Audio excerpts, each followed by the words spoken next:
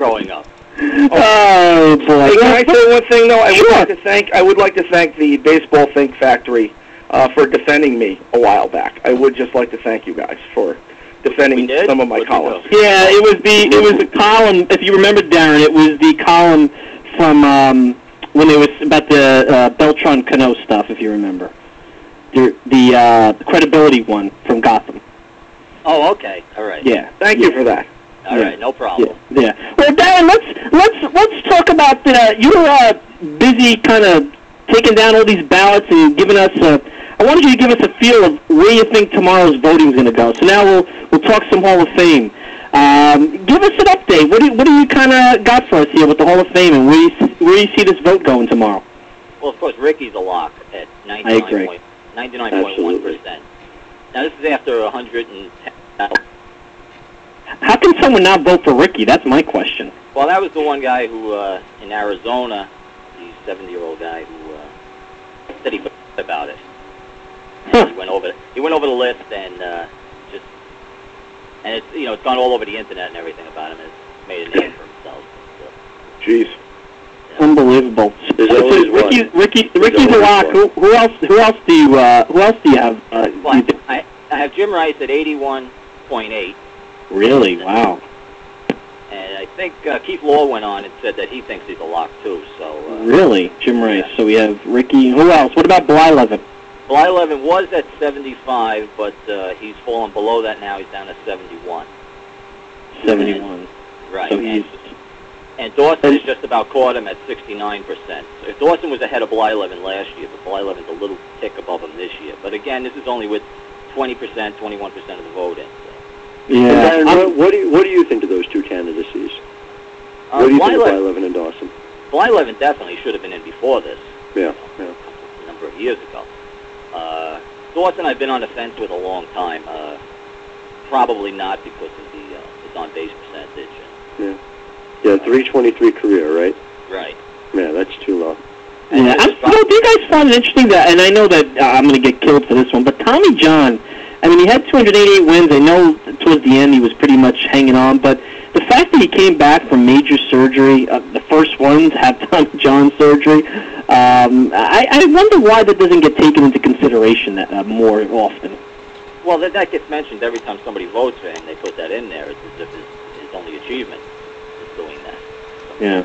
And in fairness, if he didn't have the surgery, who would have had Tommy John surgery? I mean, That's obviously, right. the guy, from the moment he was named Tommy John, you had to figure he was a candidate for the surgery. I would have volunteered for it.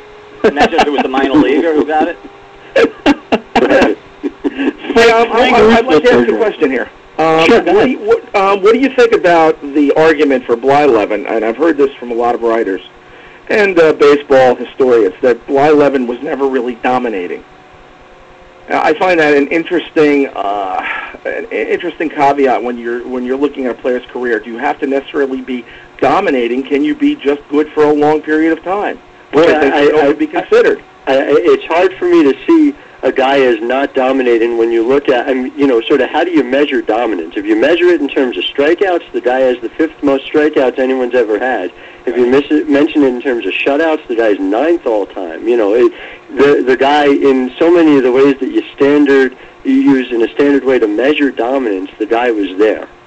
Well, people will come up with the point that he only had basically one 20-win season. Right. He had one 19-win season, a couple of, I think at least 2 17 or maybe 4 17-win seasons. But he was never that dominant 20-game winner every year, and that's what a lot of people use. Frank, as my wife would tell you any time, the using victories and losses to measure players is just a very, very dangerous thing to do when talking about starting pitchers. I agree totally. I think we moved on past that point. You think so? I think to a certain amount with the voters now, I believe so. Well, the only thing I'll say about that, Howard, with the victories and losses, I mean, sure, look at Steve Traxel in 2006. That's not a 15-game winner. I mean, that's one of the worst 15-win seasons maybe I've seen ever. And, I mean, I don't go back like, you, Frank. Yeah, more walks than strikeouts, I think. That's one. But to be fair, you're not going to compile a 20-year career and 285 wins getting lucky with wins. You might get lucky a season, I find it hard to believe you might get more lucky than once or twice this season. But if you have a blunt instrument like Victories, the difference between someone at 285 and 305 over the course of a 20-year career, that shouldn't be how you ultimately measure it, especially when you have so many better, sharper tools to be able to do it. Well, Frank, I know you were with me, because when we did the vote, you thought Tommy John should be in the Hall of Fame. So, Absolutely. Howard, why do you think Tommy John shouldn't be when you start to look at him versus Blyleven, and you factor in, and I know someone in the chat room, I think it was one of our loyal fans, Elwood, said the Tommy John surgery is good for a Hallmark movie, not for the Hall of Fame. Why do you think? Why do you think he doesn't belong? Because the longevity and the wins are there. Yeah, well, and certainly if you go based entirely on wins, you're looking at a situation where Tommy John and Burt Blyleven are roughly equal. But that's sort of the essence of it. That, yes, based on this very flawed statistic, the two are equal. And then you go beyond that and you try to say, okay, well, how close are they really? Well, Tommy John, ERA plus career 110.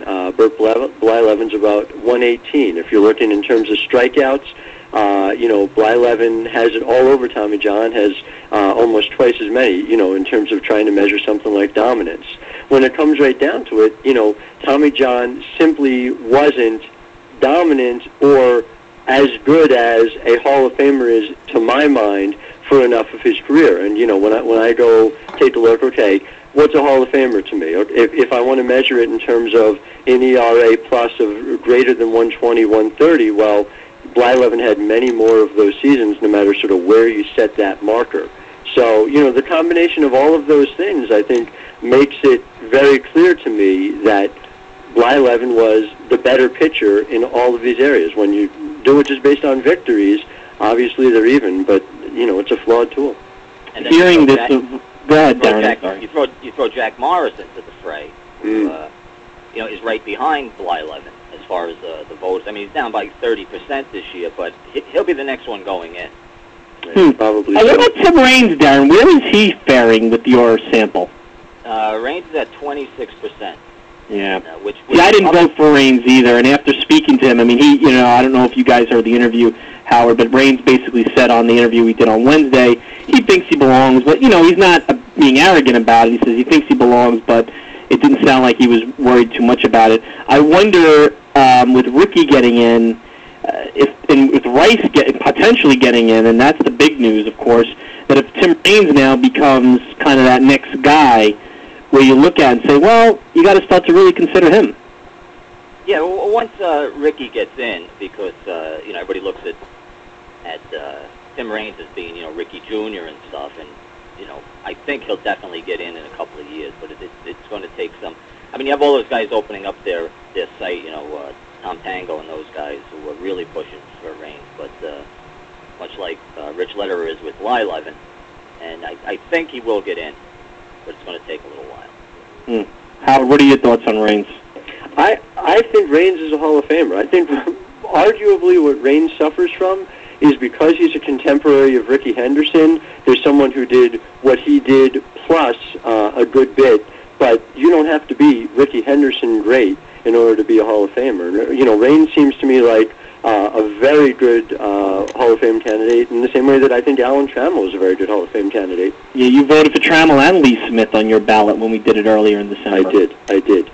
Yeah, Lee Smith is the one, Howard, when you start to look at numbers, I mean, you put a lot more stock into the save number then, or is it more about performance? Not. No, it's more a question of performance. It's more a fact that Smith was dominant for a long period of time. Arguably, the save statistic is, not many people would even argue this. It's an inherently flawed stat.